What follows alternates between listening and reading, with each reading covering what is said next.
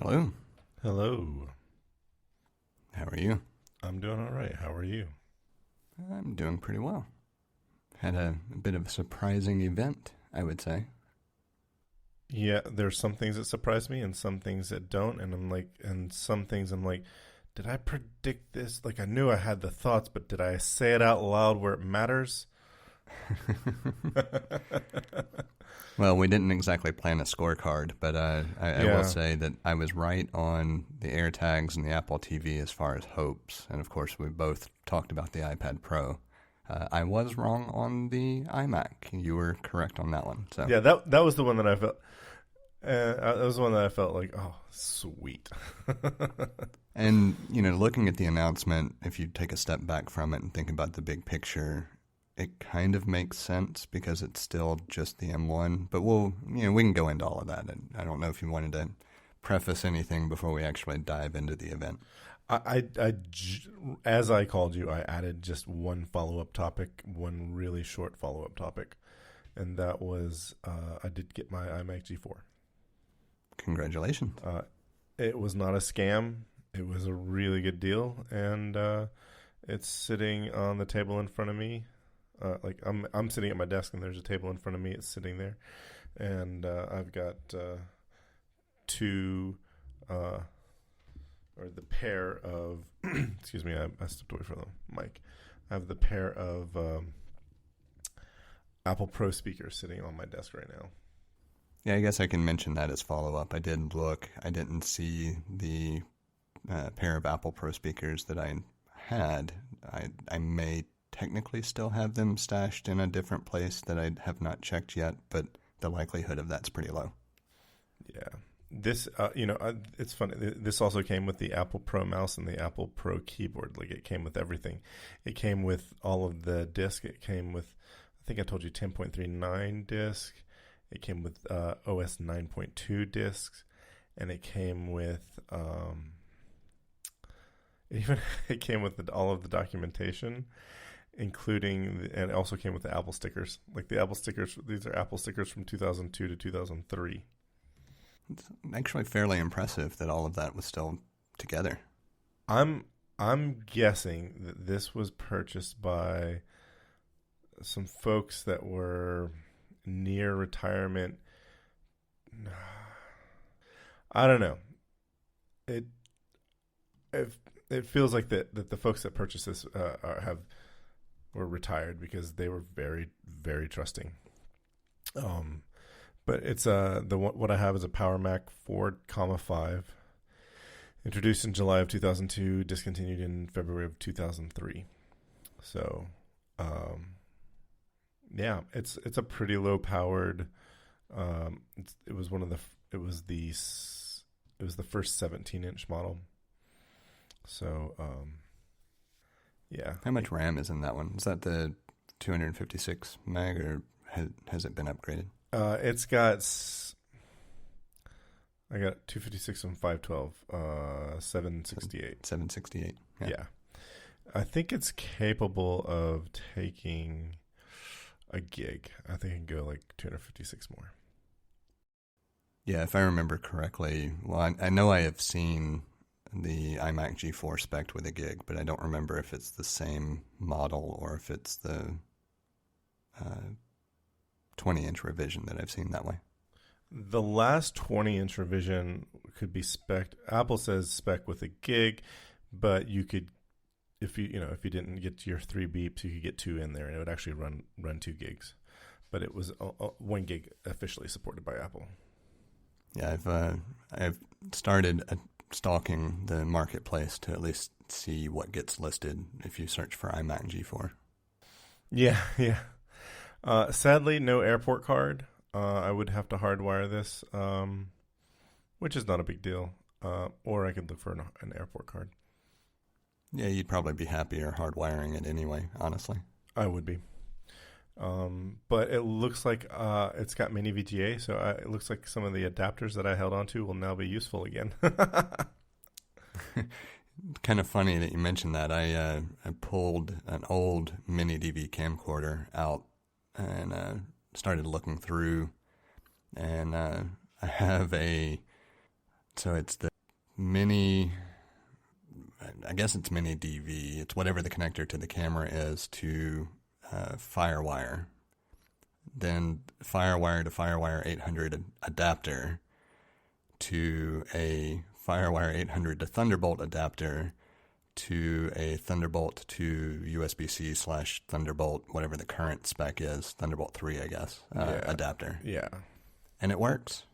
Oh, yeah. Yeah. This sounds like your Jeep all over again. It really does. And the funny thing is I had all of those adapters. I just had to go find the box with them. Right. So I don't know if there is a mini DV connector or if it's just a 4-pin FireWire. Yeah, I'd have to go look at the documentation, and I don't care enough to do so. I just know that it is a differently shaped connector, but it goes to FireWire, the original FireWire connector, the squared with a rounded side connector. So FireWire, 400? Yeah, it was... Yeah. See, this is where, I had problems with, this is just me being, syntax errors. If you put if one side has that 6-pin connector, the original FireWire, which was a 400 megabit per second theoretical speeds, everyone called it FireWire 400. They called the 9-pin connector FireWire 800. But I was like, that's not right, because if you have the 6-pin connector on one end, you're only ever going to get the 400 speed out of it, even if you have, connecting it to a 9-pin connector on the other side. Yeah, so, that was more just for being able to describe it easily in conversation. Yeah, see, I thought 6-pin and 9-pin. I thought that was easy. That's just not the thing that most consumers remember. I know. But people remember the branding of, FireWire 800. Yeah. And it's the DV. The DV cable is FireWire. It is a 4-pin connector. Yeah, what I was getting at is I think on the receiving end of that connector, they tended to label it something DV, and it may have just been DV, but whatever the branding is what I was trying to remember. Yeah, so I think officially it's just a FireWire cable with a 4-pin connector. Its branding is DV cable, or generic branding is DV cable, but it is the IEEE 1394 standard, which is FireWire. Yeah, I was just shocked that the old camera actually worked and the old tapes actually played, even though they had not been stored in a climate-controlled environment. That's awesome. It makes me think that it reminds me that let's see, my dad had a mini DV camera. It was great. But I didn't know anything about anything, and whenever I filled up a cassette, I was like, those cassettes are really expensive. I'll just copy it over onto VHS. So I lost all of the digital quality that camera provided. I spent the past day or so just looking to see what I still had on tape. And I was the type of person that I never re-recorded over any content. I just used another tape. And most of that is because of the holdover of being involved, or at least having a hobbyist interest in video production anyway. Because I wanted to keep, archival footage in case I ever wanted to revisit it. But I had about a dozen tapes that I wanted to retrieve some, content off of that I did not currently have in an accessible place digitally, even though I think I have them somewhere on one of my myriad of backups that I have stashed away somewhere. But partly out of just going through the process again, and I realized I hate the way Logic now does importing. I really miss the log and capture functionality where you could set markers and then have it capture that portion. The current import process is literally just press import and assume it does everything automatically. And I get it, and it is nicer in general from a just import and walk away and let it, kind of auto clip things, but I still hate it. I really miss the log and capture functionality. And that's just because of my old school workflows. I don't think I've ever used that This is going back to Final Cut Pro 2, 3. Yeah. And that era. And what you would do is you would hook up your camera and you would still have the kind of import window, but you would set the start marker and the end marker and log it as a clip, and then you would continue through each of those things, and then it would capture all of those as individual clips with the start and end at the points that you specified. So it made a lot of sense if you were logging scenes, but it didn't really make a lot of sense if you were just digitizing old footage. And with the ease of just bringing in, content and then doing all of that marking in the editing workflow instead of the capturing workflow, it certainly makes sense. I can see where this would be better long term, because you could just queue up some things to import, walk away, come back and do all your editing, quicker in theory, instead of having to do it during that capture process. But I do still miss that, because there's a lot of BS footage that I wouldn't really want to import if I didn't have to just monitor it. But since I can't set those in and out points, I have to watch it. It's easier just to say, all right, we'll import everything you can off this tape, and then I'll just cut stuff later. Yeah. It's like never having used the feature, I'm like, okay, I obviously don't miss it. Hearing you describe it, I'm like, that's nice. That's nice, because like you might just want to grab this one thing, and the great thing about computers is they're supposed to automate things that we don't want to do manually. So, I totally understand why you missed that feature, and sometimes I don't understand why certain features just don't make it. It's frustrating. Well, and it's also the kind of thing that feature is rooted in a workflow from, a couple of decades ago. And so the fact that I haven't really been in any level of video production for quite some time, I just haven't adapted to modern workflows, because it doesn't make sense for a modern workflow where I'm pulling in digital files from non-tape media, right? Because I just grab the entire file and pull it in and then start cutting it up. And so I get it. It makes a lot of sense. It's just having previously been exposed to it, I do miss that feature. Yeah, I'd bet at least my middle dollar that that went away between Final Cut 7 and Final Cut Pro 10.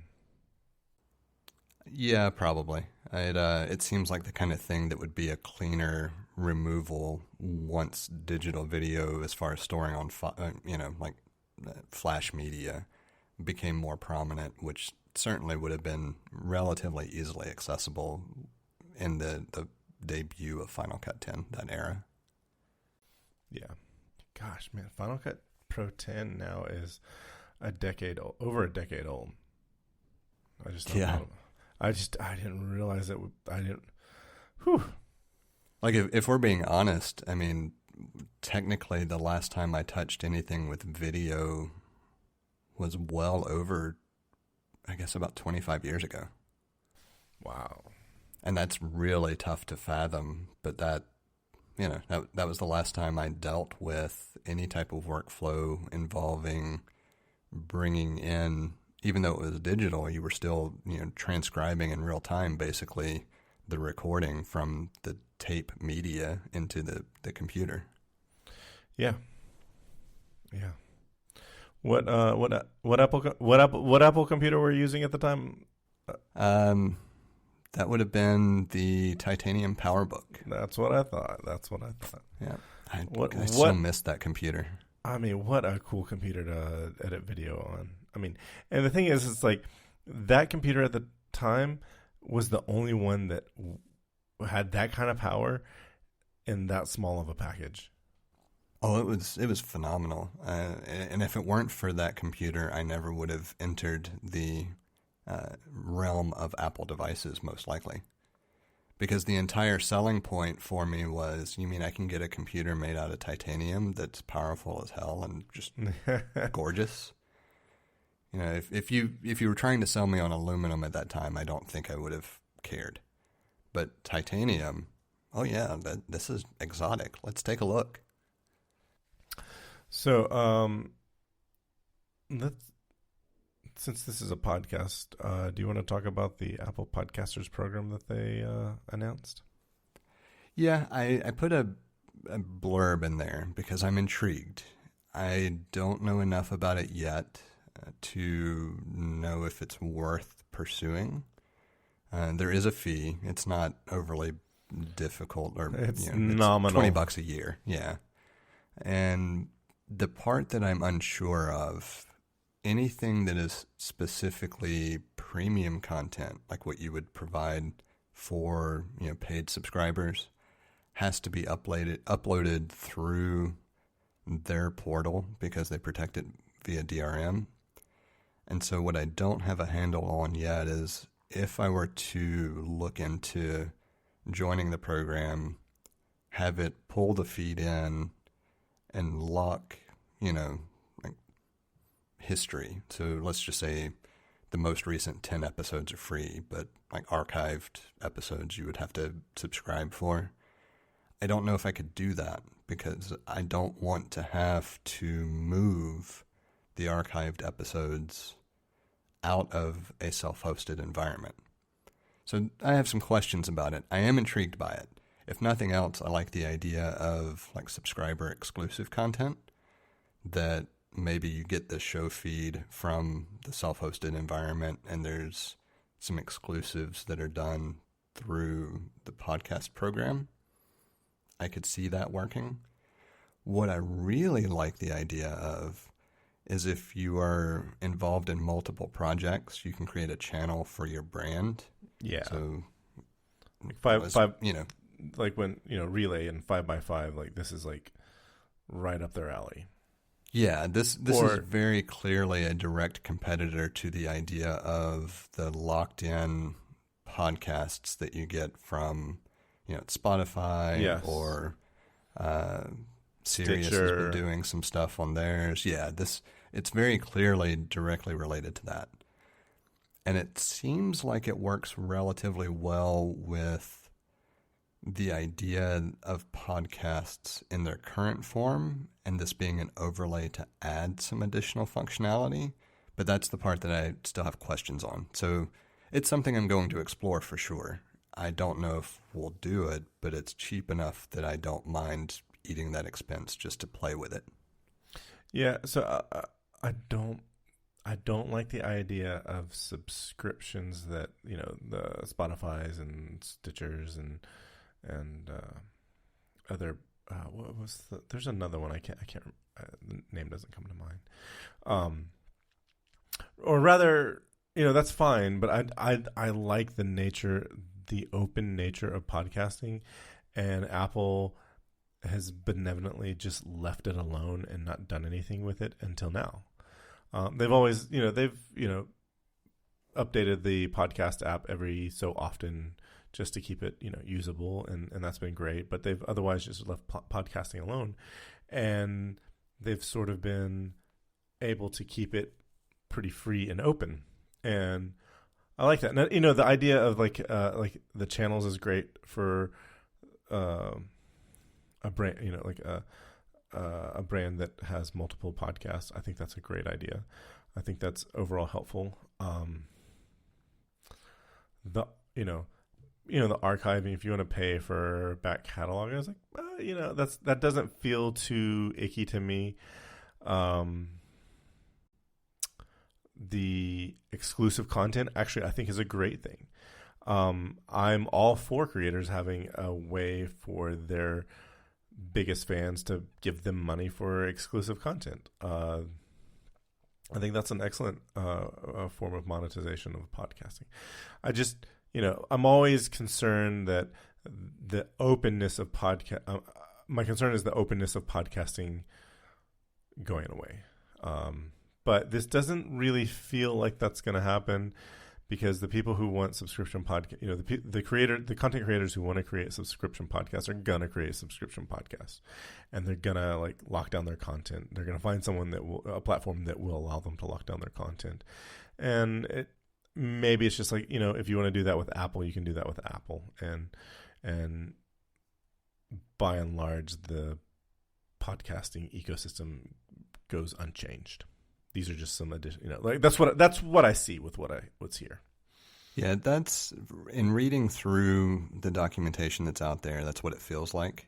The biggest thing is I tried to log in on the phone through the Apple Connect portal, and for some reason, well, I know why, but I kept getting repetitive login screens and not getting anywhere, and I didn't want to take the time to pull the Mac out and actually log in and look. And I know the reason I get that is because of ad blockers and everything that I have on the phone, and I didn't want to take the time to configure it appropriately either. It was just whatever. But realistically, like, the program is not actually available yet anyway. They're launching it, I think, next month. So this was more of a pre-announcement. But the biggest thing the biggest question I have is, can I keep like the feed open for the episodes, and in conjunction with that, have exclusive content for those people who want that exclusive content, and have it show up in the same channel with the same brand as two different feeds, which seems like that's possible. And if so, I'm more than willing to explore it, because it doesn't remove the accessibility of the existing feed. And, we'll see. Like, if nothing else, it's going to be worth spending, $20 just to, dick around and figure out what it can do and can't do. And even if it's not used, I think it's worth at least exploring. Because I really do like the idea of potentially aggregating this podcast with maybe a secondary project that is exclusively available via, a subscription that is, I'm not going to say added or bonus content, but more complementary content. That seems like a good way to approach it. And, if I can do that, I think it's worth exploring. If I can't, then, I'll figure out what else might be optional, or what else might be usable, I guess, out of that program. Yeah. I like to think you have to give them an Andrew Jackson, just because, we can't just let anybody make one. I mean, really. Sure you can. What's the meme that's been going around? Men don't go to therapy, they just make podcasts. I haven't seen that meme, but, that kind of makes sense. I've seen it come up a couple of times where it's the explosion of podcasts over the past year is kind of funny if you think about it from that perspective. Yeah. But yeah, those are my initial thoughts on the podcaster program. I'm intrigued. I definitely want to know more. I don't know what impact it's going to have yet. Yeah. Hopefully, just, like features that don't affect the overall openness of podcasting. So yeah, my takeaway is basically, like, if you take another podcast that we both occasionally listen to, the ability to create a stream of premium content for paid subscribers, you can just do it through Apple instead of having to do your own. Right. That's my takeaway. Yeah, I think so. I think that it's if anything, it's opening up. It's in a way opening up podcasting, certain features to more podcasters that otherwise aren't aren't technically capable, or would have to pay someone to do something like that. So, right. Yeah. So, I feel like we should go from small to big, and that would take us to the Apple Podcast program is a virtual thing. So there's, it's the smallest. Did you have any thought about? Do you have any thoughts about the Apple Card, the credit card? Not really. I like so I do have the Apple Card. I like it. I like the functionality. I really could care less about the expansion of the program. I think it makes logical sense, but like the Apple Card literally is just used to pay for Apple services for us at this point. And so I don't really care about the rest of it. I just was watching that and it felt like, why can't you do this for other things? Make them more family oriented. Like, I don't know, my photo stream. Like, why can't we? Anyway, there's a lot of things that Apple does that is like, hey, there's only one user, and there's only ever gonna be one user, and it's very one user centric. And I just feel like they should, consider, families. With the photo stream, I think that it actually balances itself in the right direction, because you can have shared albums, and then you have your individual photo stream.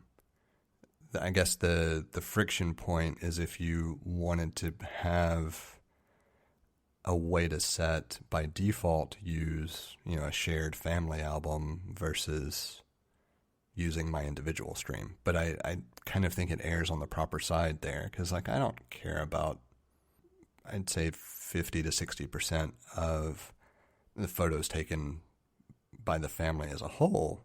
Just like I'm sure they don't care about, the roughly the same percentage of pictures I take, because a lot of them are reference or, oh, let me make sure I remember this, or, this looks good, I'm going to take a picture of it just for the sake of it. But I really only care about, roughly 40 to 50% of those being something that somebody else would care to see. Yeah. So the photo stream is one of those that I think very much depends on your use case. It's really the only counter argument I would make. See, I feel like there's a way to solve that with computers. Because it's like if I'm logged in, like, so on my phone I'm logged in with my Apple ID, on my computer the same thing. I take a picture with my phone, and if I had a family to share the pictures with, like, I'm arguing a point that I would have been like very strongly found a use case. I would have had a use case for 6 years ago. Not so much today, but I want it to be there because I hope that one day, it'd be great. Like if I could have, as my kids get older, and one day, I'll get them a phone and they'll take pictures, and it'd be great that I could, we could all share the same photo stream, because they might get the good family picture, or they might get the good, candid picture of me or my one of my children. And so it'd be great to have that. But it'd also be great to be like, I don't want to look at any of the pictures from this Apple ID that, so I could look at just my own photos as well. But that I feel like that is not a big ask. Yeah, I guess the big point that I'm kind of making is that it seems like it should be more of a conscious choice on the user's part which photos they share, than to have a default setting that could share photos that you don't really want shared. Granted, it depends on whether you have photos that you want shared or not, right? I mean, right. That's the use case. Right. And I can see how, like, the era of, I don't know. I feel like there's something lacking with various content that you use Apple ID to sync. My thoughts aren't my argument's not very good, because I haven't thought about it enough to be like, this is how I'd want it implemented. I just know something is missing. And so I noticed that when Apple's like, hey, we're doing a family thing for your Apple Card, which is like, hey, Goldman Sachs, do this for us. Yeah, it seemed like a long overdue, like any other credit card provider is going to allow you to at least have authorized users, right? If nothing else. And that alone was overdue. The fact that they want to make sure each user gets any positive impact from usage is nice. It's not something you necessarily get with other cards relating to the whole, credit score thing.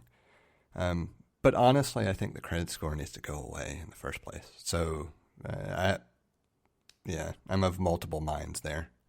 I understand why they're there, but they're total bullshit. Well, no. What they are is, you can lend me money and I'll repay you back in a certain way. Maybe not all of it, but I'll repay enough of it where you're not bothered by it. And I'll do it earlier on time. And I won't miss one. That's what a good credit score is. So, yeah. Anyway, no, I really like that they allowed, like you. I think it's a nice thing that they are allowing it to both users of both cardholders are sort of. I don't know if it's equally weighted. I don't know that that's unclear, but let's just assume that you can share a single credit card account and both parties are benefiting from it on how the money is managed and how it's repaid and so forth. And that just sort of really reflects like how household budgets and incomes work and so forth. We win together, we lose together. Yeah. Other than that, I really didn't have any thoughts about the Apple Card though. I think we spent a good 2 or 3 minutes on it. Yeah, more than it probably worth, but it's a nice I will say I'm card. intrigued. What's that? I said it's a nice feeling card. It is. Yeah, anybody that makes a metal card, it feels good in the hand. I'm intrigued by the AirTags. Yeah, I didn't think that they were going to show up today. I didn't think that they were going to show up. I don't know. You know why I'm most intrigued about the AirTags, though? Tell me. Because it's just different enough to be interesting tech to play with, even though I don't truly have a use case for it. Yeah, I'm the same way, and they're relatively inexpensive that like I will get one at a minimum. I don't know what I'm going to use it for. I don't know where I'm going to stick it, but I will get one. Yeah, one of the things that I didn't notice until I was looking over the web page, so more details. Did you happen to notice anything about the whole remote finding of an item? Like where you can like basically hide it and then use your phone to have it point you in the right direction, like a compass or something? No, that was an interesting piece. So that was the like precision location thing, right? What I'm referencing is, let's say you forgot something a few miles away. Oh, and it tells you? Yeah. So I didn't notice that. This is the part that makes me intrigued enough to want to just play with it.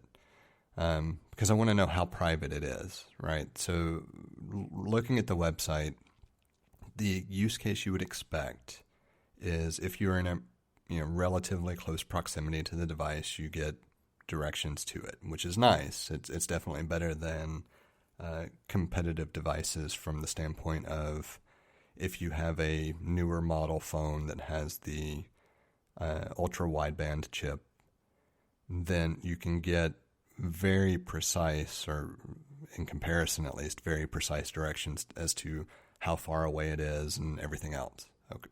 So that's neat.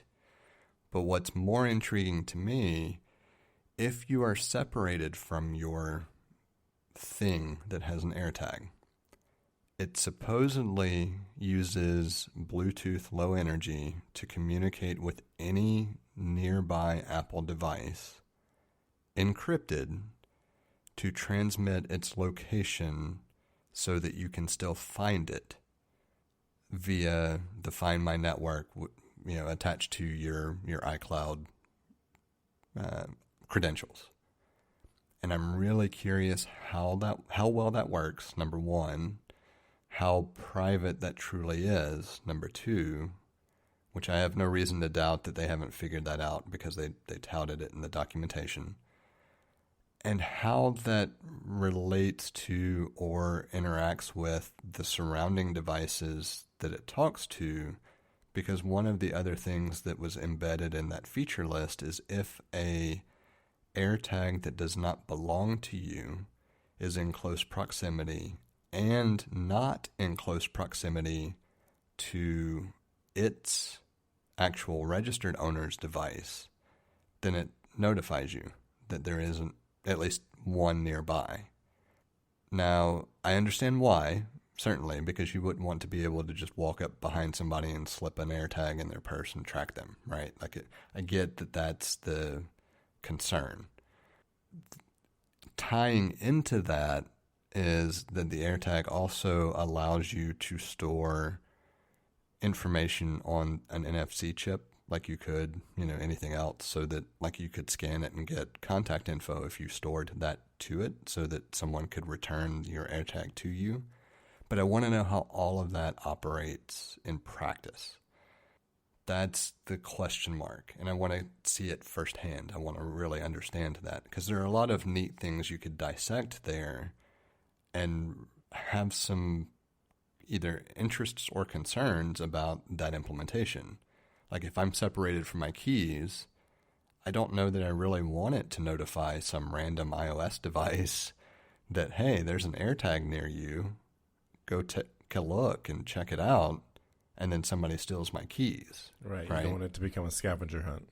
Right. But at the same time, I do like the idea that if I am not nearby, it can, on the flip side of it, right? If someone slips an AirTag in my bag or whatever, and I end up, 100 feet away, and so it detects that I'm out of range, I do like the idea of getting a notification that, hey, there's an AirTag nearby that's not near its owner.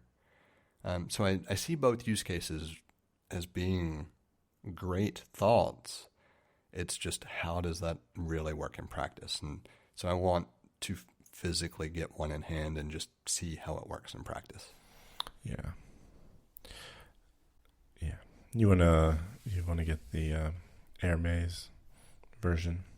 Oh, hell no.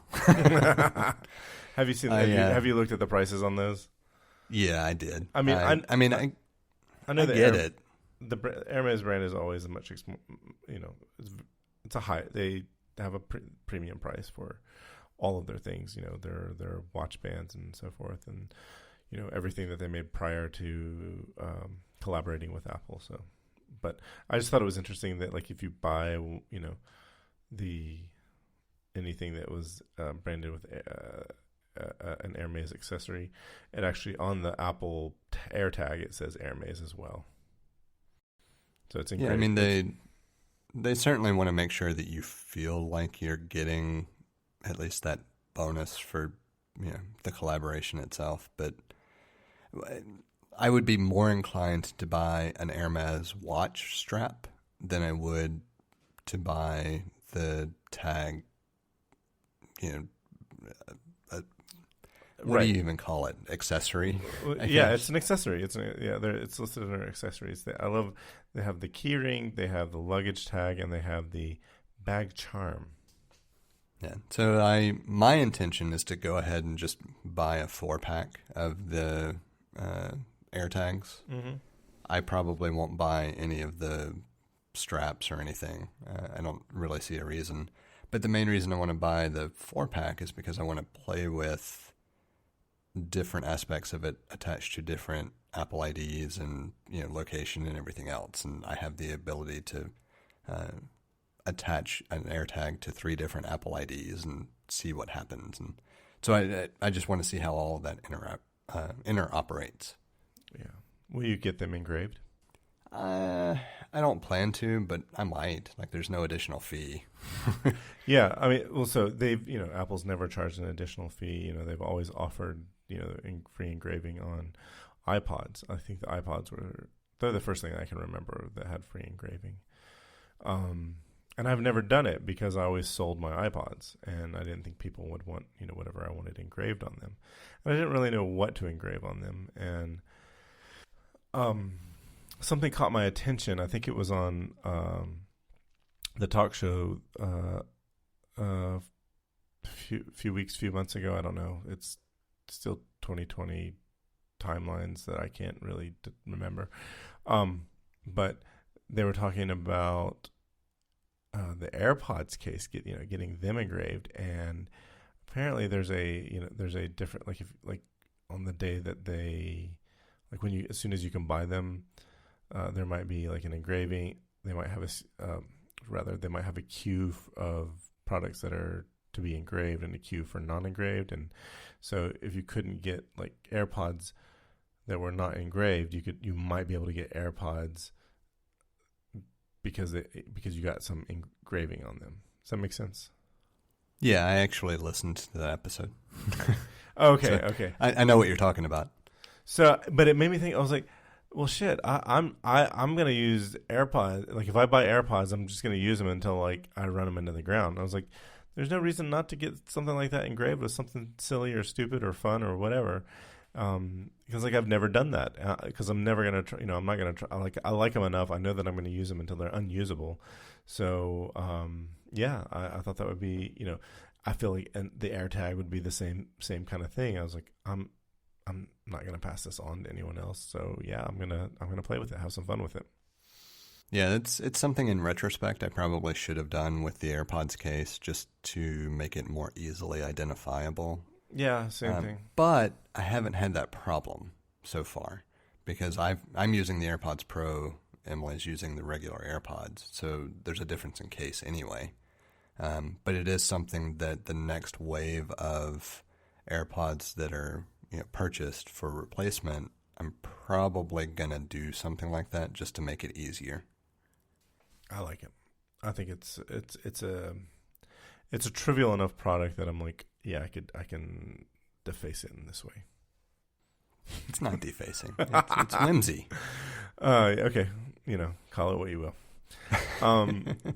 I was looking at AirTag and accessories on Apple's website, and there's not a first-party accessory that costs less than the AirTag.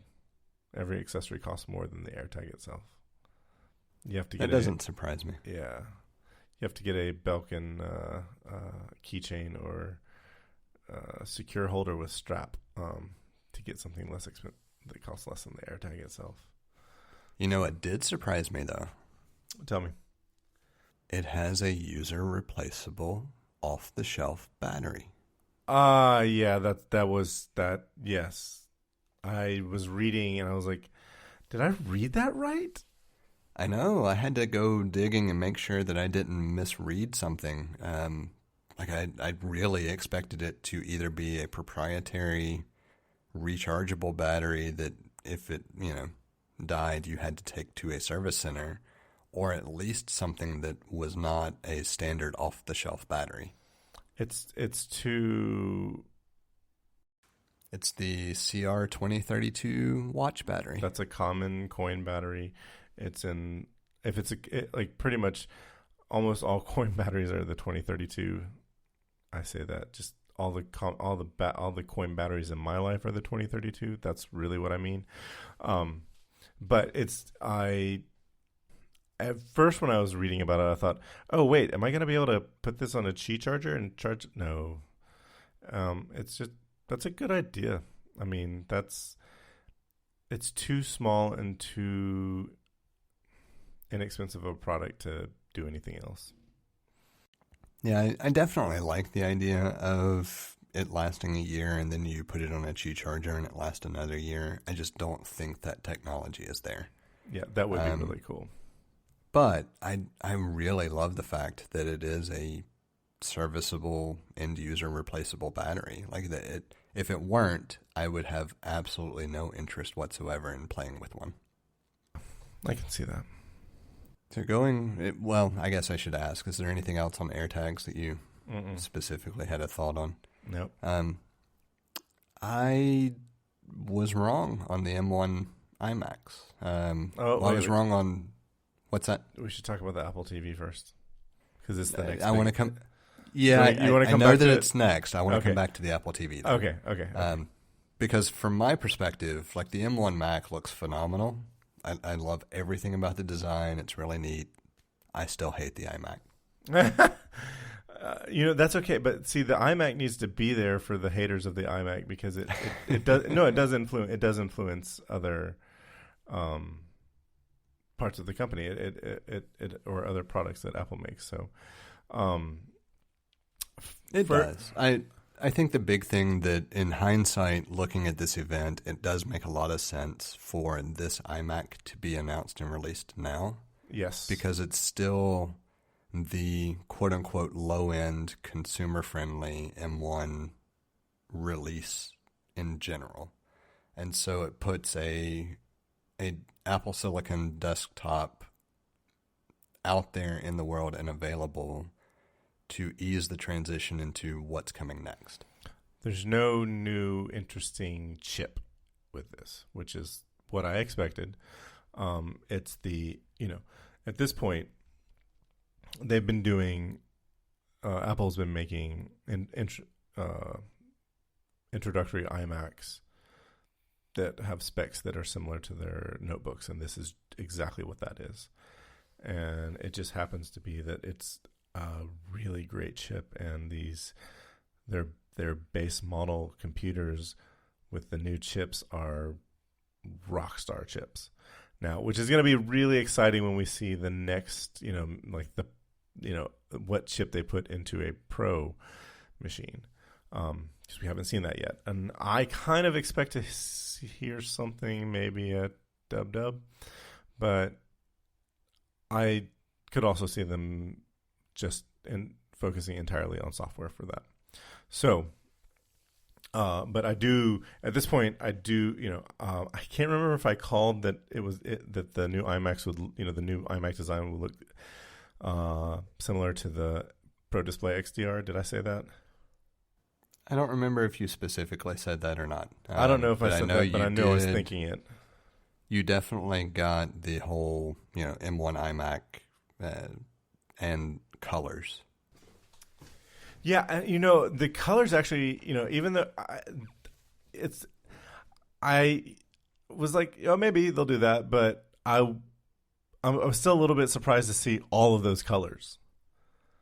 And it kind of, I love the throwback that they did, because it's kind of like the original iMac had all these colors, and they did all these colors with the current iMac, and they didn't do like, here's like a bluish metal color, and here's a pinkish metal color, and here's a greenish metal color. They they went kind of bold with those colors, and it harkens back to the original iMac, and I thought that was really cool. Even to the extent like some of the videos, like they reproduced with the new iMacs, they reproduced some of the ads that they did with the original iMac, and I thought that was really cool.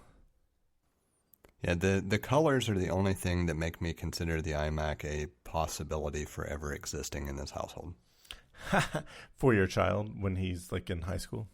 Oh yeah, definitely. Like I'm not going to use an iMac for sure, but right. I do love the colors. That coming back kind of full circle to what really made me interested in Apple desktops in the first place. I love the colors. Like that is the one thing that I have hated that has been missing for so long. Even though I never really, during my time of owning Apple computers, as far as the ones that I purchased for use, I never actually had any of the colorful computers. I went back and found a Bondi blue iMac that I bought, when it was antiquated because I liked it. But the colors are a thing that I really do love. I really like the implementation of let's just have fun with the computer. I love it. Yeah. And so what I'm hoping is that colors find their way into the portables. Maybe not the full range of colors. I can understand trying to be more consistent with a subset of those. But at the same time, if you can do it, like offer 30 colors. I don't care. Color is great. I love having that as a differentiator because it's unique, it's fun, and it doesn't really change the fundamental product itself. Yes, I agree. I think I'm going to buy the silver because I'm a purist, but I want the colors to be there because one, that'll make being a purist a little bit more unique, but also I love the Whimsy. I think it's great, and people like colors. It makes people happy. It's almost no effort to increase happiness, and I was just like thinking about my son Luke watched the show with me. or he watched the event with me because he's into technology, and he's 10, and I'm just like, I could see getting one of these for him to use for school in his room, and I think that would be just such a cool. It'd be such a cool thing, and once he gets to the point where he's having to write papers and so forth, I think that would be just a great in-home desktop. And the thing about it is, like, it's a super powerful desktop. Like, it's more powerful than. Oh, is it more powerful than the Mac Pro right now? That depends. It depends on what you do. Yeah. So, but it's bonkers to think that tiny PCB with the chip on it is more powerful than the Mac Pro. The engineering design is absolutely mind blowing. Yeah. It's basically, from what I can tell, slightly thicker than an iPad on a stand. Yes. Except for it's a much bigger display. Right. Like, physical size is much larger, but like thickness. If you pick up an iPad, think of that being, nice and thin. Like, it's no thicker than any other monitor, yet it houses a full, powerful PC or computer. Mm-hmm. Like, that I would potentially buy one just for the engineering miracle that it seems to represent, except that I still hate the iMac. Okay, so I love what they did with the power supply. I think it's such an interesting thing to have done with the power supply. I think it's neat, but I'm not necessarily sold on that yet. I need to read some more about it. Well, so I don't like that there's a brick outside of the computer, but there's a brick outside the computer because they made the computer so thin. Like, I'm looking at this iMac G4 in front of me, and it's definitely thinner than that display, and there's a whole computer in it. Right. And so, and I think it was really clever that they put the Ethernet port in the power adapter as well. But and let's emphasize that thinness real quick. So, like, one of the things that's interesting is I have a 24-inch monitor sitting on my desk, even though it's rarely used. This entire computer is thinner than that monitor alone. Mm-hmm, mm-hmm. Like, that in and of itself is mind-boggling. Yeah, and not just that, it's the fastest iMac that you can buy. Yeah, it runs circles around the now discontinued iMac Pro. Yeah. I wonder if they're gonna. Well, let me before I say this, I just thought, I want to see a third-party battery that sticks on the back of your iMac. So you have that MagSafe connector. They don't call it MagSafe. Did they call it MagSafe? I don't think so. I'll have to check. It's magnetic. It's magnetic. It's definitely. Yeah. So you have this magnetic connector. How it would be so easy to create a battery that sits there. So instead of plugging in the connector, you plug in a battery that is held on by a magnet, and now you have a desktop portable that runs on battery power.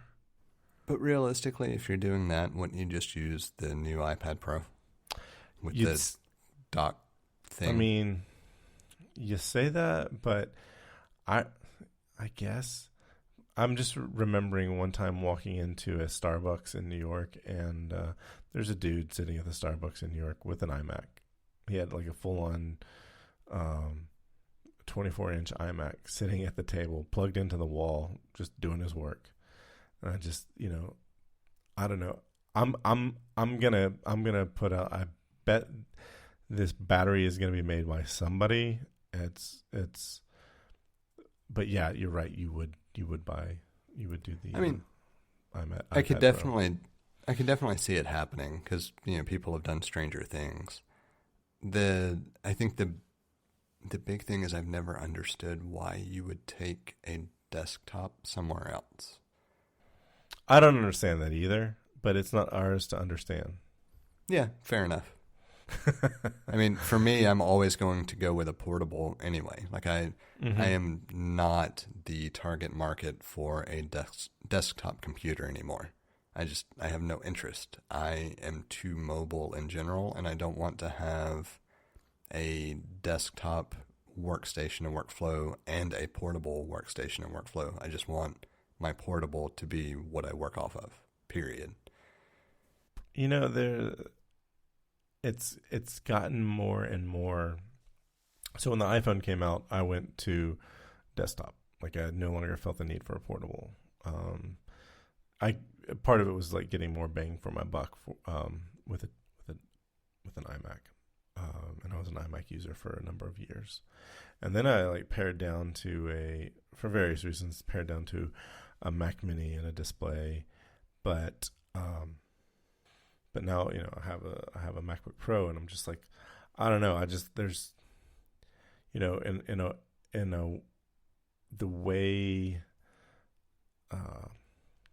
iCloud works, I can't remember the feature with iCloud Drive, the way that works, I could the way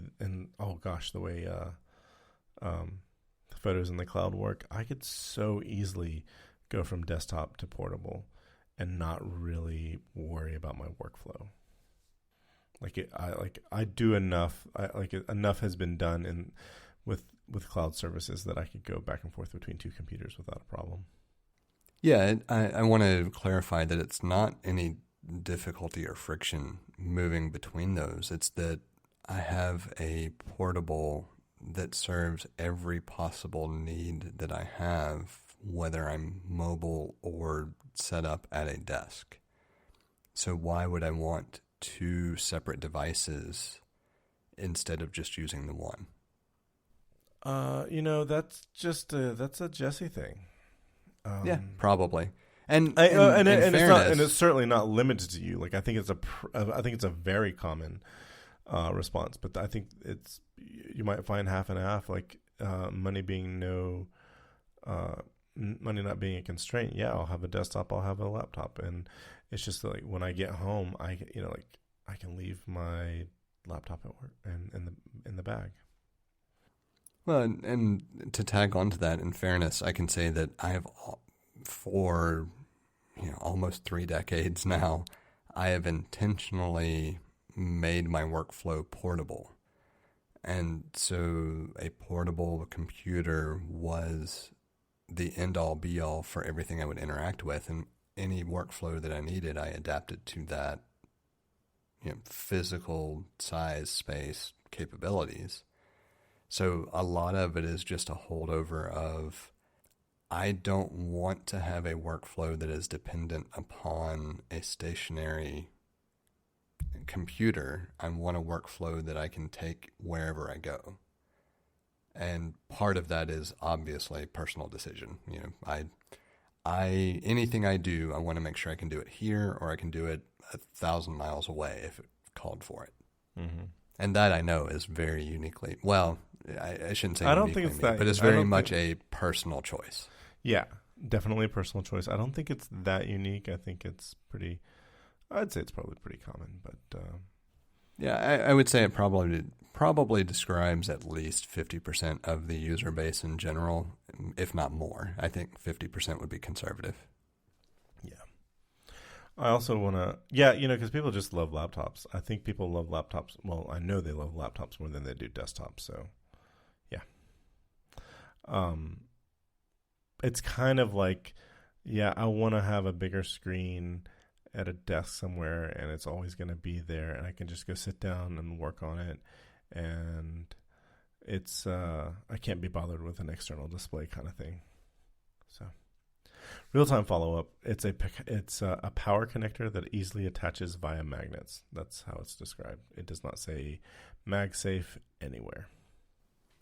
Yeah, I have a feeling that's probably because they've now established MagSafe as a standard in the phone, and you can't really use the same terminology for something that doesn't adhere to the standard in a different product. I think also that computer is so light that if you yank on it, it's going to pull the computer off. It's not safe.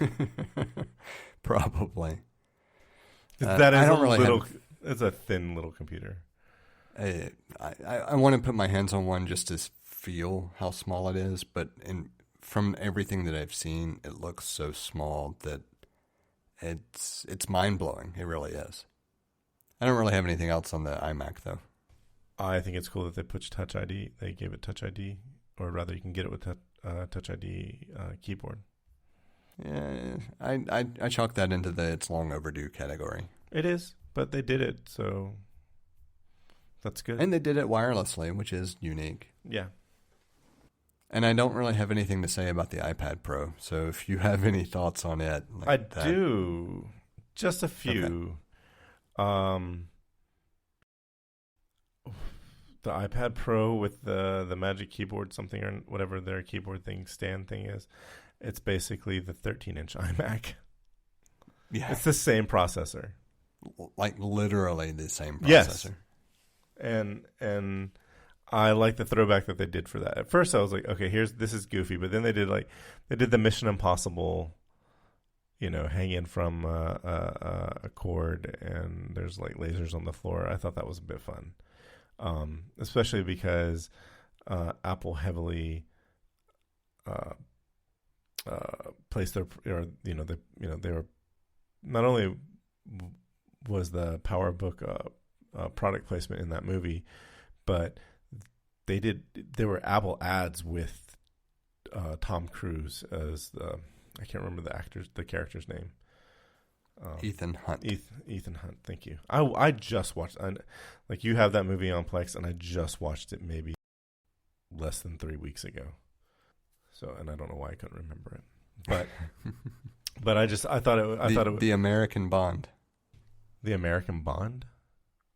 Yeah, the American. Oh yeah. Yeah. So I just thought it was cool. They heavily advertised for that movie, and their computer was all in that movie. Also, same year their computer was in Independence Day. That same PowerBook was in Independence Day.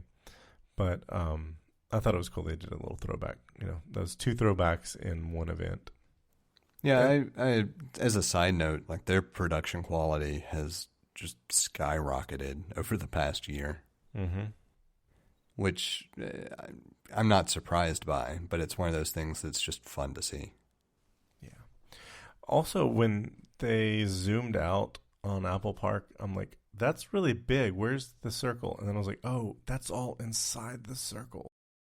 The area inside the circle? Yeah, I actually really, at this point, after seeing that last shot, it makes me more interested in going to see the campus, the new campus, in person to the extent possible. Yeah. It's such a cool building. The other thing I had to say about the iPad is I'm so glad to see that they put a mini LED display in there, because maybe that'll be in the next iPhone. Probably not this year, but maybe the iPhone 14. Yeah, I think the display tech is maybe not quite ready for something smaller. I did put one note in about that because that was something that was interesting and fun. The super mini LED, extra high definition, super, dense sapphire, blah, blah, blah, blah, blah, whatever the acronym that they're using for the display is, which has gotten well out of hand. iPad was well out of hand to begin with. Yeah. So all joking aside, it's basically a Pro XDR display in the 12.9-inch iPad using mini LED technology, right? And that's fascinating. And it's something I really want to see in person. It's notable, though, that it is only available in the 12.9-inch iPad Pro, not the 11-inch iPad Pro, which to me is a clear indicator that the technology is not there to reach iPhone levels for a minimum of another year, if not two. But it's fascinating that they're able to do the same general type of display that they're selling for, what is it, $6,000, $5,000? $6,000 without the stand. Yeah. So basically a $7,000 display because you're going to have to buy a stand in a $1,000 device. Yeah. And I want to see the direct comparisons of that. I really want to hold a 12.9-inch iPad Pro up to a Pro XDR display and see how close they are. Because if they're really that close, that is absolutely just like the M1 iMac. It's mind-blowing to have that type of capabilities in a device that quickly with that big a price difference. Yeah. So real-time follow-up. It is the Liquid Retina XDR display. Oh, yeah. I had that in a note over here to the side. It's just far more fun to put a bunch of random words together because that's Apple's marketing strategy. Yeah, because, the next version will be the Liquid Retina Display XDR or XDR Display Plus or XDR Plus display. No, it'll be the Liquid Retina Pro Max. Well, we do have a Liquid Retina Pro Max. It's called the Pro Display X. And I also was wrong about that. It is the standard glass is $4,999. The nano texture one is $5,999. The Pro stand is $999. But you could also do the VESA mount adapter, which is a modest $199. All right, so we'll say you could get a Pro XDR display for what, $5,200-ish? If you want to just lay it flat on a table, you could get it for $5,000, man. Yeah, compared to a $1,100 iPad Pro, that if the displays are comparable, like they're trying to make it seem like, that's really impressive. I don't, this is not a thing where I think that they're like, blowing, yanking our chain. I think when they say this is comparable to the Pro Display XDR, I think it's probably comparable to the Pro Display XDR. Oh, I'm sure. I don't recall them saying it was comparable. It's just from the naming. Right. It's implied that it's comparable. No. Them naming it the way that they named it is them saying this is a comparable display, just small. So, yeah. So that certainly has me intrigued, but that's the only thing I really took away from the iPad Pro segment. I'm just not an iPad user in general. I have an iPad, the first generation 9.7-inch iPad Pro, and it doesn't get a lot of use. Yeah, if I had a reason to use an iPad, I would use an iPad. And I remember thinking, maybe like the fourth generation iPad. That was like that. It had Retina. It wasn't warm like the other one. I think it was the first one with a lightning connector. Anyway, I just remember thinking, oh, this would have been so great to have had in college. Like I would have done so much stuff with that in college. And I was a heavy iPad user when I worked for Apple because it was a requirement. Like there wasn't the option, in as of like 2000. That was 2000, late 2011, I think, when they made that switch. But I mean, I got really good at typing on glass, and it was not a problem. And I could have done all of my college work with an iPad. So yeah, if I had the current capabilities of the iPad and pencil in college, it would have been phenomenal. And I think that would have lent itself to me using an iPad more day to day now.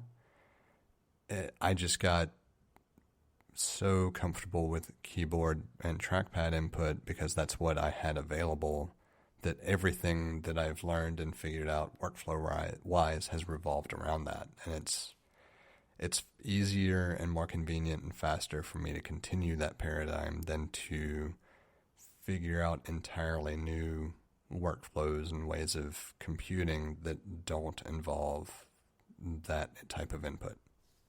I mean, I'm the same way. If I had to use an iPad, I think I could do everything on an iPad that I do now on a MacBook Pro, assuming I can move my SSH keys over and actually find a terminal. I think you've done that, right? Yeah, it's possible. Yeah. So I could do it, but I don't want to. But like, no, I can remember the first 3 semesters I was in college, I was at home. So I had, I used the home computer to do all the computer work I needed, and the computer lab. If I needed it, I had some floppy disk, and God, I used floppy disk. Jesus. And then the 4th semester, I was away from home and I didn't have a computer. It was like my first semester away from my parents' house, and I can remember a few times like I needed a computer, so I went home to my parents' house and I took their computer. Like they weren't gonna miss it, but I took their computer, and it's a pain in the ass to get a tower and keyboard and mouse and CRT display. I mean, it was a big pain in the ass, but I needed it, and so I'd have it for a week to do something with it, or so. Then I'd have to take it back, and I'm just like, that pain point. I was like, if I had the first generation iPad, would have been like leaps and bounds better than what I had to do.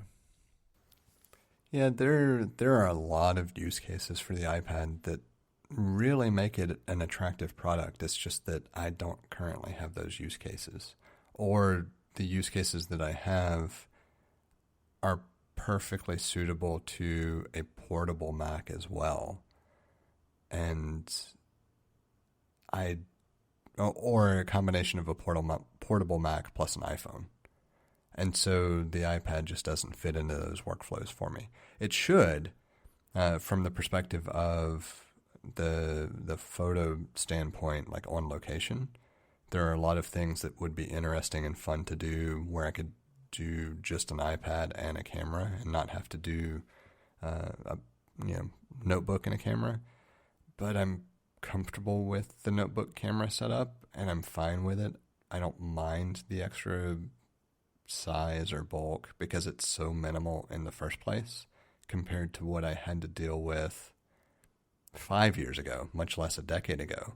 Yeah. And so, a lot of it is just that I remember how difficult it was to lug around a lot more gear not that long ago. The fact I can just carry one bag and have everything I need and still be able to do stuff on location, that's fine. I'm not gaining anything by going from one bag to one bag, just, lighter load. Or I guess technically I'm gaining some stress on the body in general from a weight perspective, right? But you're talking a couple of pounds at most. It's nothing to write home about. Yeah. So, yeah, that's the for me, it's like I don't want to. Like, I could change my workflow and use an iPad to do everything I need to do. I just don't want to. I really enjoy using Mac OS. I enjoy using MacBook Pro.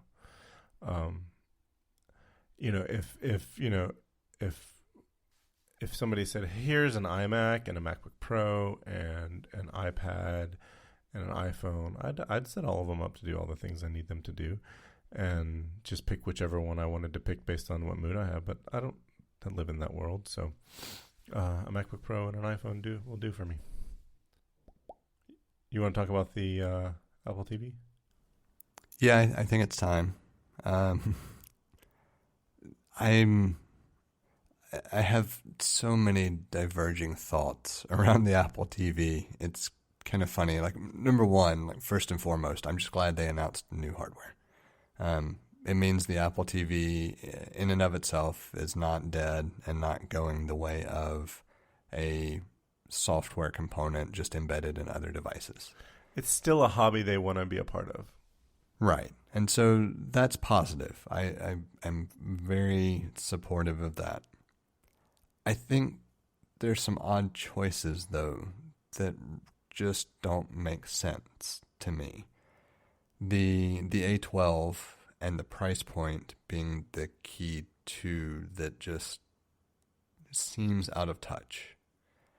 And the reason I say that is taking away any other details, just, a interface to the TV with apps that competes in the space of Roku and whoever else, Chromecast, etc. I think it's just Roku because, I don't know, I can't remember what Chromecast has to offer, but Roku's the only one that I know that has a box.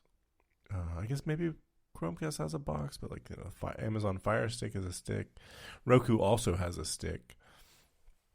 Yeah, but realistically, it's trying to compete with all of those because it's competing for being your interface into entertainment in the living room. So right. It's also competing with the TV, the embedded applications and software, etc. Sure. I was just thinking from a stance of what hardware is it comparable to? It's the Roku's the only one I can think of. I don't know that I can make a case that it's comparable there because it's so much more advanced from a core architecture standpoint, CPU standpoint. Comparable is a difficult word to use there. Comparable from the standpoint of a box that is plugged into a TV or entertainment solution, yes, you can make that case. But comparable at a hardware level, that becomes questionable. It's comparable in form factor and price. All right, so that I would agree. But the big thing is, to me, it's still not competitive on price for what it delivers. And I don't know what Roku offers currently, so maybe it's more competitive than I'm thinking. But the current iteration, Apple TV 4K, the new one announced today, is $179 and $199, and that just doesn't feel competitive in the space of devices that act as your gateway to entertainment. Yeah, because the sticks start at $30. The device that I was saying that Roku offers that's comparable is, well, shoot, they have 4K HDR devices that are $70. They used to have one that was $100, but yeah, they do have one that's $100, and it's got Dolby Vision. I don't know. It supports Dolby Atmos.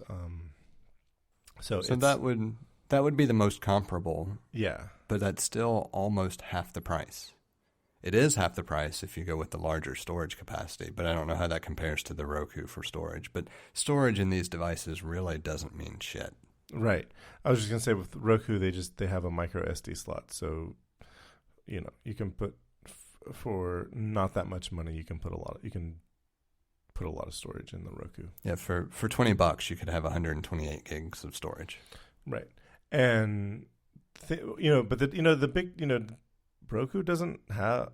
They don't really have games. They don't really have certain things that the Apple TV provides, but they do have the Apple TV Plus app. So, right. And part of why I have a tough time with the price tag of the Apple TV is that it's updated hardware, but it's updated to 2 years ago. Yeah, the chip is. Right. Now, granted, I don't do anything currently that really taxes my Apple TV. The only reason I would want to upgrade is because the ability to stream 4K HDR content from my phone to the TV over AirPlay is a nice bonus and something that I don't have access to today. Because if I want to play that same content today, I've got to go through some hoops to move it into some library or get it onto the Apple TV directly in some fashion to be able to play it at native frame rate and resolution. So that's nice, and I like that. It's not really a selling point. well, it's not really a selling point for most people. Most people could care less. Well, I was just gonna say it's for the enthusiast. It's a Right. it's a hobby for Apple, and they make products for enthusiasts. That's what Now, that's what it is. the remote, on the other hand, almost justifies the price tag. Granted, you can buy the remote separately. Like, let's go ahead and get that out of the way. You can buy the remote separately, and it will work with older devices. So that's the logical, sane, money, like or financially,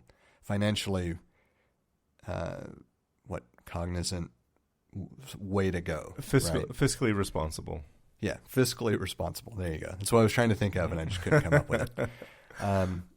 I am not fiscally responsible when it comes to certain things like this, because what I want to do is replace the Apple TV 4K that I have in the living room with the newer device for the AirPlay advancements, and have being able to move the existing Apple TV 4K that I have into the other room with the other TV, because right now it just has an older 4th gen non-4K Apple TV. Granted, the TV is not 4K, so that part doesn't really matter, but I have plans to change that. Like, there are other things at play that influence that desire for moving the hardware around.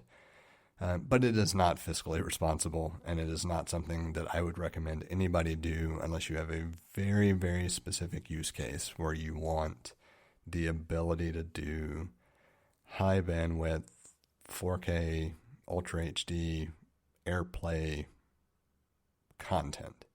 Like that's really the only thing you're getting out of this new Apple TV, at least as far as I can tell. Right.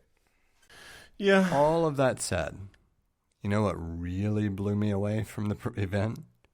Tell me.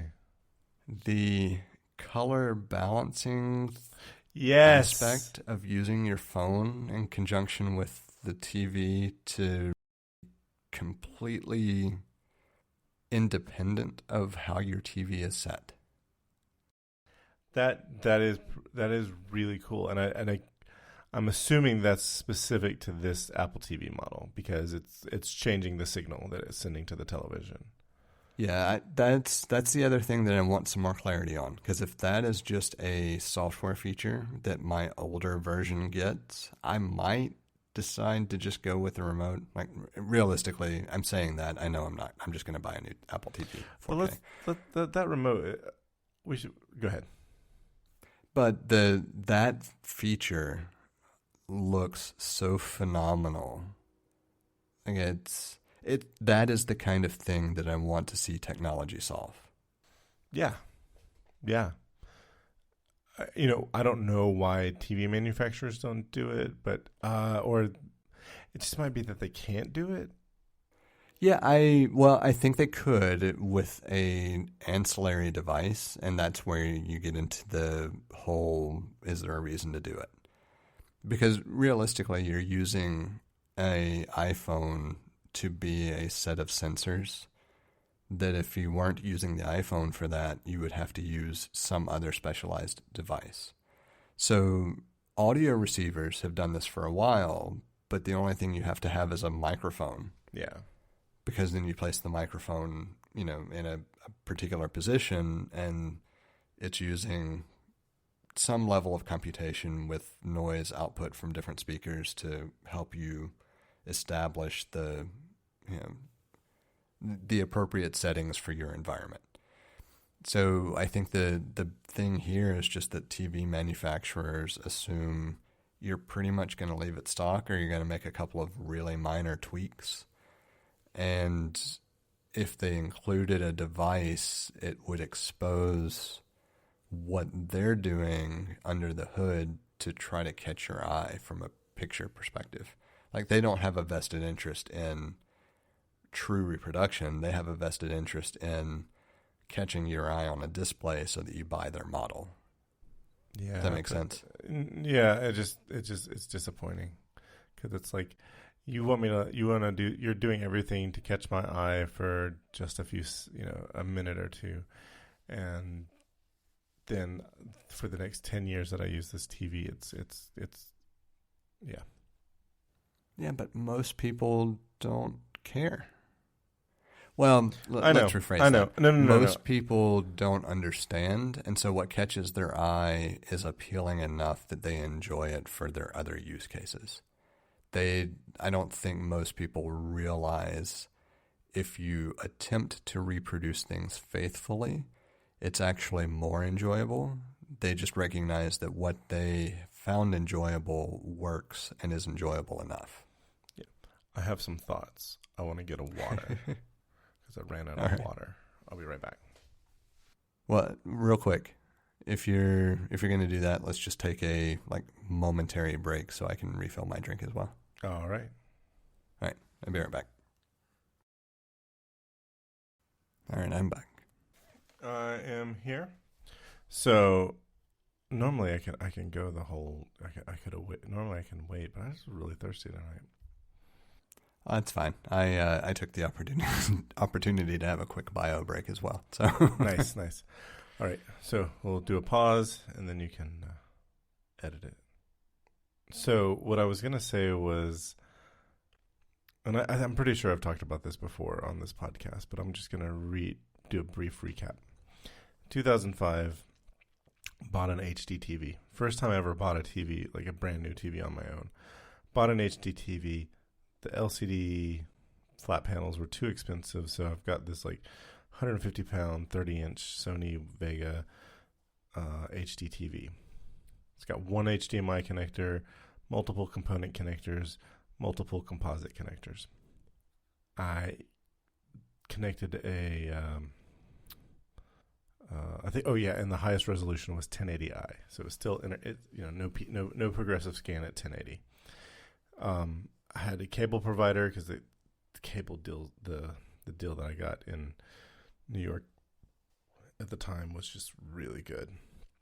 But it was the cable box, the HD cable box was connected to my TV through component cable, and where you would find the normal channels, they were at the normal channel range was standard definition, and you'd have to if ABC was channel 10, you'd have to go to 710 to get the HD signal. And so there was all the HD channels were started in the 700 range, and not every channel was in HD, but there was a good number, and not everything on the HD channel was presented in HD in 2005. But there were two channels that were all 1080i or better content all the time. Anyway, it was just mind-boggling to me that folks in my house would watch the SD channel when they could be watching the HD channel. It just blew my mind. I was always checking 700 whatever channel it was first to make sure that there was, if there was HD content, I was going to watch it in HD. And it just blew my mind that not everybody did that. On top of that, my mom would always be like, "Why is your TV so crisp?" She was always so crisp. And then, a few years later, they've got, by the time all the channels were HD, my parents have an HD TV. It's, a flat panel. It's probably LCD, LED backlit. And somehow they were watching some standard definition content, and my mom could not figure out how my TV looks so much crisper than hers, and then I'd have to explain it. And she's like, "Oh!" And finally, there came a point where SD content wasn't available, and yeah. So with my TV, all of that feeds into, I bet their TV was not calibrated at all for content either. Right. It looks like they're watching every program looks like the really harsh contrast of daytime soap operas. You know what I'm talking about, with the way the motion looks different. Yeah. I don't know what that's called, and I hate it. And I remember feeling just really. I'm not angry, and I'm not. I just, I felt like it wasn't my place to tell people how to how to configure their TV. But I'm like, I remember watching an entire movie, and it was that effect, and I was just like, and I knew what it was. I knew exactly what it was, and I don't know what that feeling of just like, but I felt like I was trapped watching a movie with these I don't know, whatever correction the TV manufacturers are trying to do. But man, I turn all of that shit off or at the lowest setting that I can possibly do. Well, it's the same thing with mobile devices, right? If you take a step back and just look at the way things are presented, this is overly generic, but this kind of gets at the point. If you pick up a Samsung device, for example, things tend to be higher contrast because the people who typically choose Samsung devices do so for the processing and higher contrast appearance of the photos that they get out of that device. That's what appeals to them. And so things in general represent that day to day. And if you think about the emphasis Apple has placed on balancing the color to be representative of the natural color itself, that explains why people would gravitate toward those devices, especially from a photo perspective. And don't undersell that part of it, because if you abstract yourself away from smart devices, forever you've had the raging debate about Nikon or Canon or Sony or Fuji, whoever, pick your manufacturer. And of course the big one is Nikon versus Canon. Realistically, both of them take phenomenal photographs, and you're going to be able to get the exact same results out of either camera system. The difference that attracts people to one or the other is the way the camera presents itself from a display perspective natively on the images that you take. Canon tends to be a little bit cooler, a little more true to what you see, and Nikon tends to be slightly warmer, a little more saturated. It's not to say that you're not going to be able to create the exact same image out of either one. It's just that without additional processing, what you get trends in one of those directions. And, TVs do the same thing. Smartphones do the same thing. Like across the board, anything that you are paying for as a display device in some fashion, there is some level of that going on, because that's the selling point. It's what appeals to you out of the box versus what you're willing to go in and calibrate or adjust. Right? Yeah. Oh, yeah. That makes a lot of sense. And because you can pick any TV off the shelf and you can calibrate it to be the same visual representation for the same content. But that's not what people do. They pay for the proprietary tweaking in general because they don't understand it enough to do it true to original content. They do it according to what they see in the store.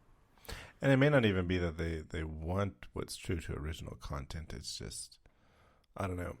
I think a lot of people don't. Like there is very much a discussion around native photos from one device versus another.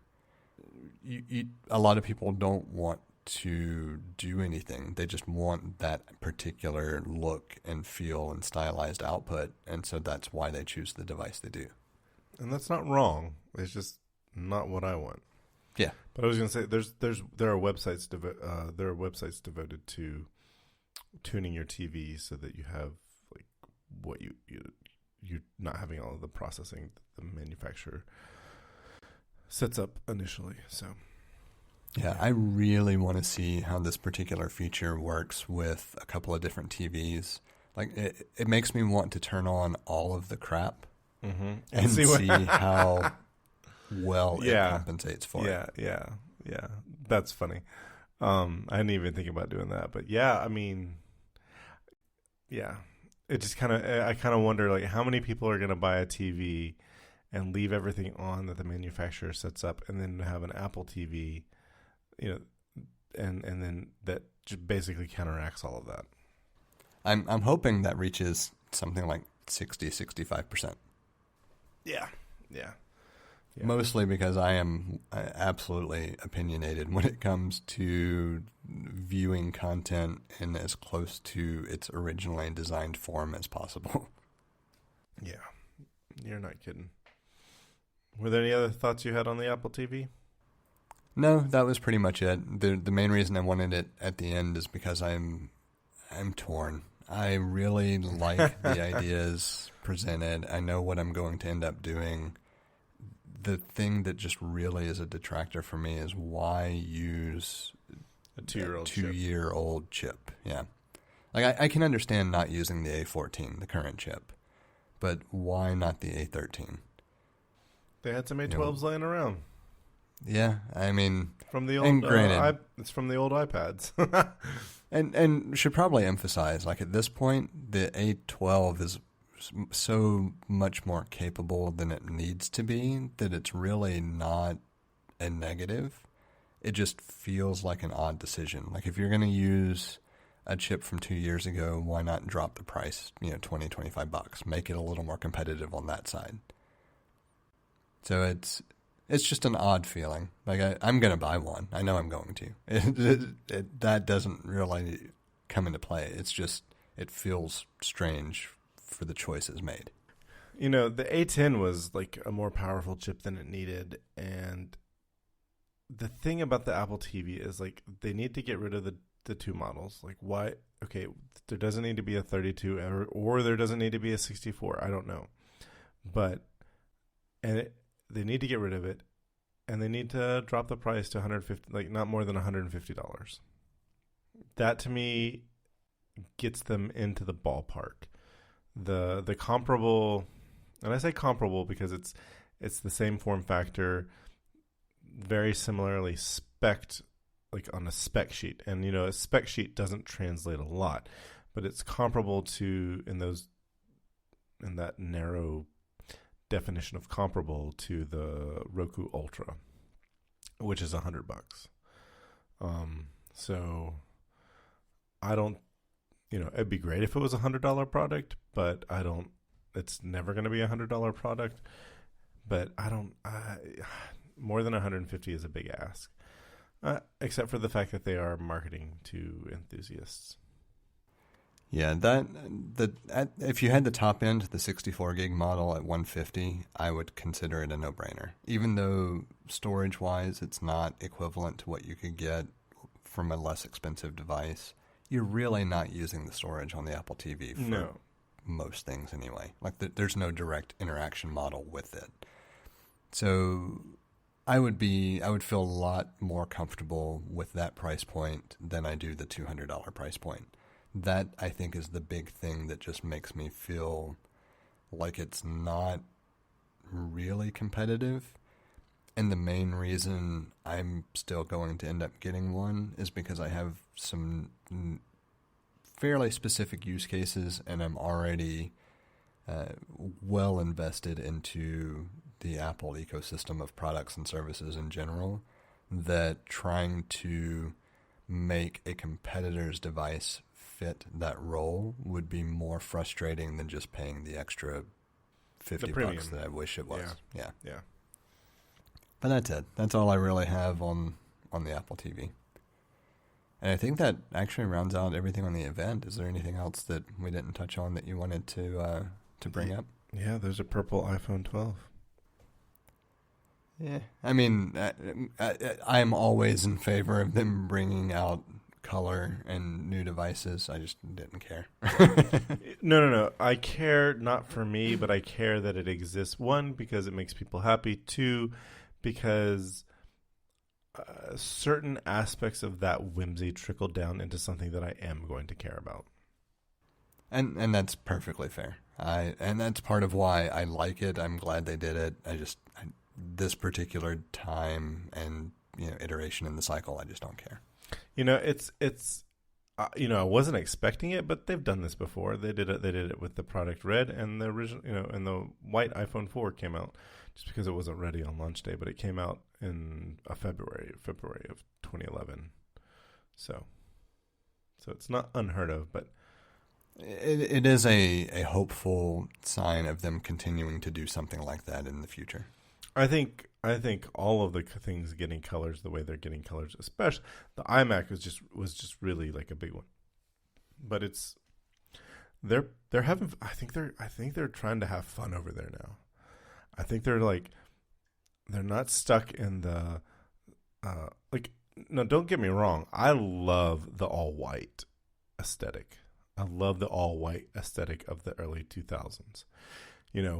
I mean, and part of it has to do with like what was culturally, or not culturally relevant, but what was happening in the industry.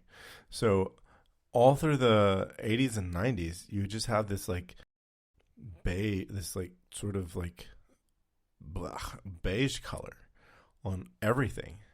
And then there was like kind of like a light gray in the 90s. And then in 1998, boom, Apple's like colors, like all of these like colors that pop, and just and it was just like, hey, we're back. Steve Jobs was back. They bought Next, they bought a new OS. They're buckling down. They got rid of all of the confusing things in the product line, and they came back with a vengeance. And they did it in style with all of these bright colors, and it was no more beige. They did that for a bit, and then in 2002 they were like, everything's going to be white now. We're going to do not like sterile white, but this like clean, crisp, Scandinavian white. And so they did that for a while, then it transitioned into aluminum, and they've done amazing things with aluminum. And it just has been a decade and a half of gray and slightly darker gray. And now they're starting to like branch out into like colors that don't look like colored metal. Like it's actually real colors, And I do think it's important to call out that there is probably a fairly significant discovery process on how to pull off these colors in the way they have. So I think playing with the shades of gray and silver and gold were probably precursors to figuring out how to do color in a way that looks good. No, they were already doing it with the iPods.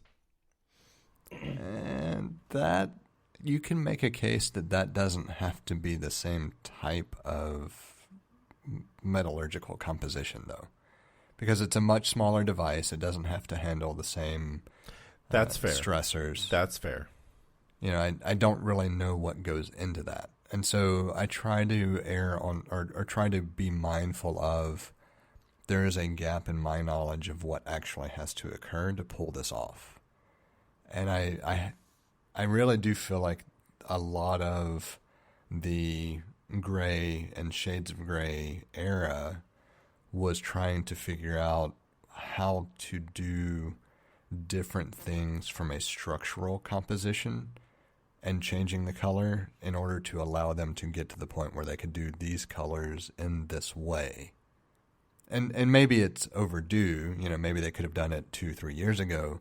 I feel like there was we need to understand more about how to work with this and achieve these things before we bring back some of the just fun aspects of it. Yeah, I think there was not.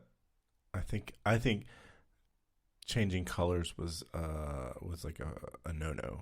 I think the design aesthetic of Apple from late 2000s until about nowish,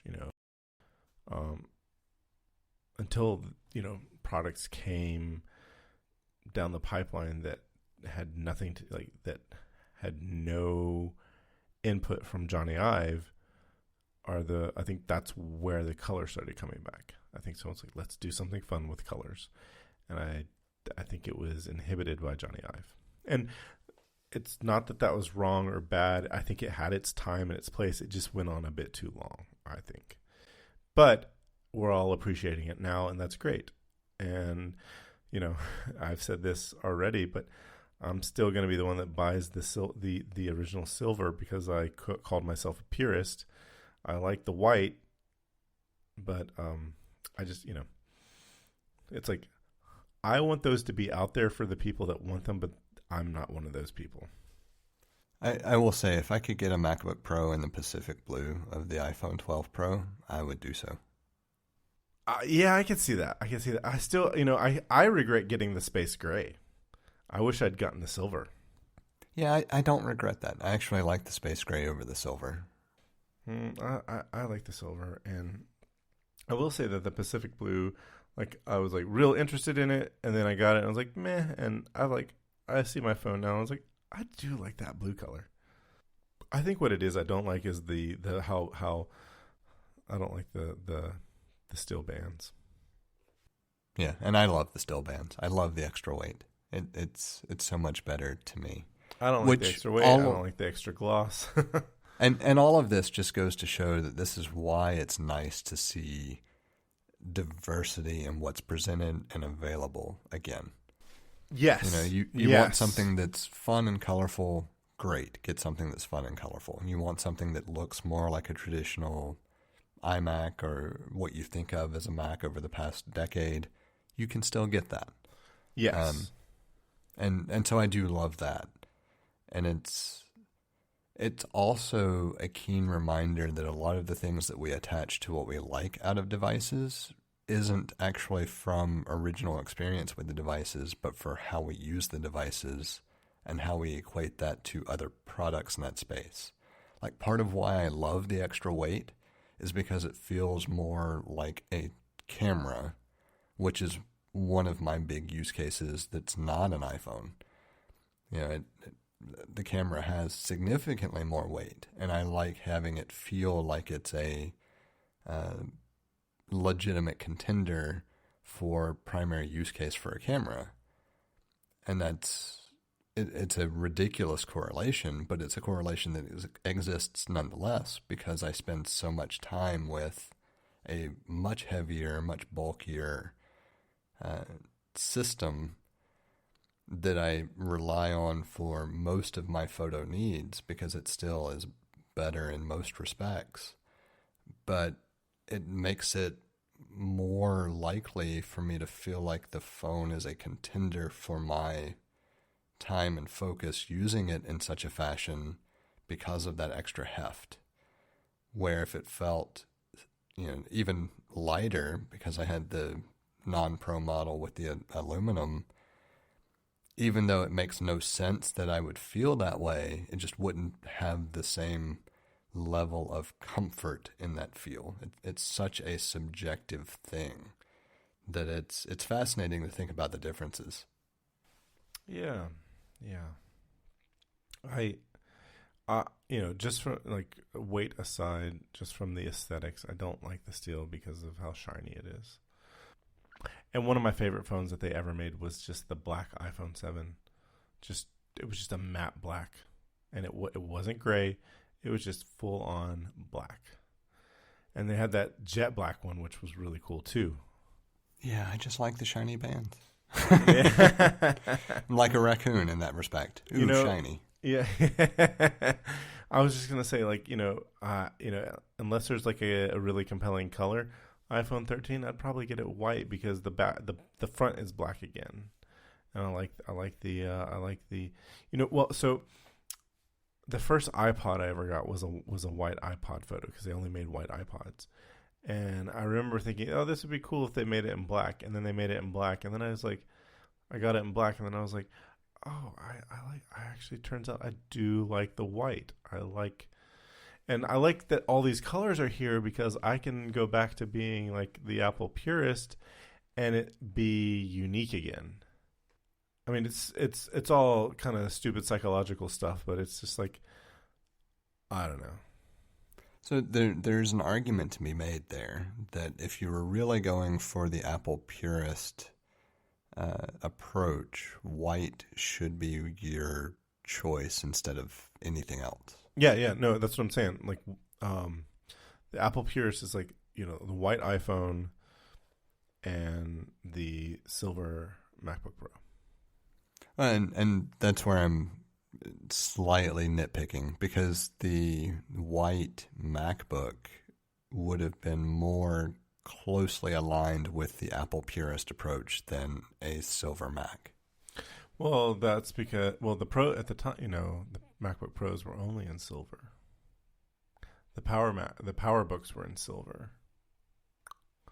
Right. So, It's not. I'm not arguing that. It's just if you go back to whatever the inspiration was, I don't remember it all off the top of my head anymore. But Steve Jobs was famously fascinated with Japanese manufacturing processes and aesthetics in general, and so the all-white, clean aesthetic was kind of the hallmark of what you could attempt to achieve in a product. And so that was the desire for making, like, the iPod, the MacBook, all the different devices in that clean white aesthetic that you're talking about. It just never actually proliferated through the entire lineup. It's not that wasn't the purest idea, it's just that it never made its way across the board because either the materials weren't necessarily appropriate for the use case, or they hadn't gotten to a point where it was appropriate.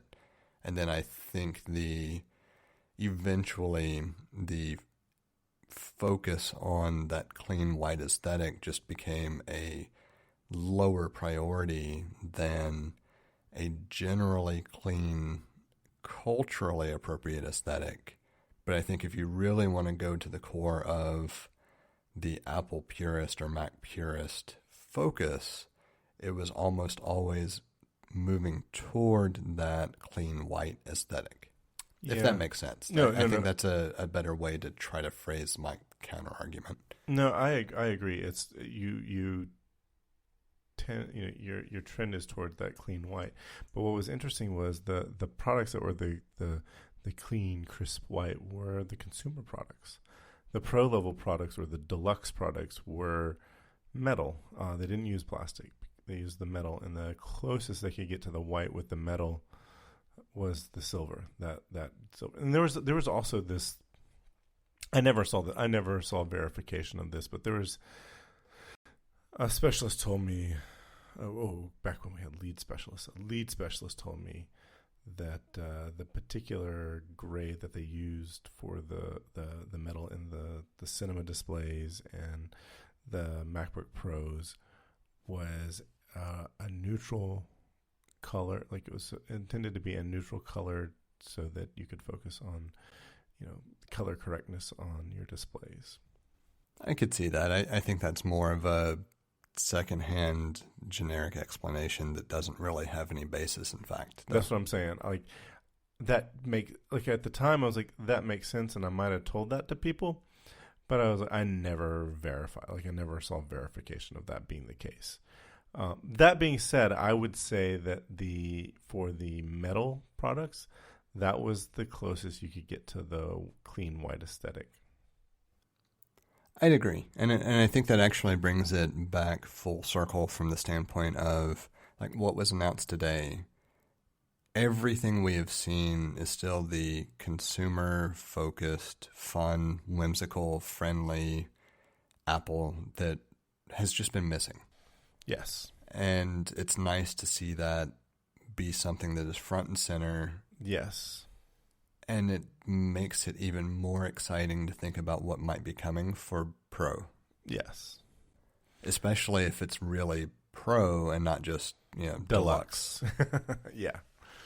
Yeah. And I really hope they keep some level of color differentiation with the Pro, but at the same time, I could absolutely understand why you would stick with the past variants of silver and gray for Pro machines. Because it does make sense. Most pros really could care less about the color of the device itself. They really care about the content, not the body. Yeah, I was going to say, and that neutral gray color, that silver color would be considered professional. So I think it would be great if they make the colors there, and they just, I love it if they put a black out. A black might get me, might be like convince me, like a good black might be like, maybe I won't get the silver. Yeah, if they gave me true, deep, rich, matte black and not space gray, like I would go black. Like iPhone 7 black. Yeah. Which is funny because I used to hate black laptops because that's all I had. But realistically, if Apple could pull it off and have that nice, clean look, I think what always made me a detractor of other black laptops is all the crap that is... Like the Intel stickers? Not the stickers, but like there's always branding that just was high contrast in comparison to the device itself. And Apple has shown us with the current MacBook Pros, even though the Apple logo is visible, it's not high contrast compared to the device. Now, if you can bring back the glowing Apple logo, I'll take that in a heartbeat. Man. Oh, me too. And that like was if you can pull off black in an aesthetic with a slightly grayer black for the logo, I think that would look phenomenal, and I'm 100% on board. Or I mean the way they are on the computers now, it's like it's the exact same color, it's just polished versus not. Yeah, it's subdued in comparison to the competition, and that's what I like. Yeah, me too. Because it's still noticeable. It's not like you don't recognize it. It's just not glaringly obvious. Yeah. And the thing that was glaring was the illuminated Apple, but it's like it was still done in a way that's like that looks really nice. It never looked unprofessional. Yeah, it was glaring in a way that you appreciated, not glaring in a way that's like, all right, yeah, I get you're an HP. Like, okay, right. Whatever. Yeah. 'Cause sometimes those things look like, alien spaceships about to land. Yeah. So, it's like, I expect that from Alienware. Well, it's like, so I do have a Razer notebook, just for fun, because I find them to be the most comparable to Apple in the general PC landscape from a design perspective. So, it's an aluminum unibody enclosure, it's a premium price tag, etc. Even they are a little bit further on the aesthetic piece than I like, because you have this nice black unibody enclosure all the way around, but then their logo, instead of it being kind of subdued, it's green and very prominent. Green, yeah. And I don't like that. Gamers my like use that. case, yeah. My use case, it doesn't matter because it stays under a shelf and connected to a monitor anyway. But, it's the kind of thing that if I were taking it out and about portable, it would annoy me. If it were my primary choice of, platform, I probably would still do so and not really care. But there are things about that aesthetic that I dislike in comparison to what Apple has done with the MacBook Pro line, or, the MacBook line as a whole. Man, you just sort of triggered me thinking about the Dell aesthetic from the early to mid 2000s. Oh, it always looked so bad. Oh, that's a different topic for a different day.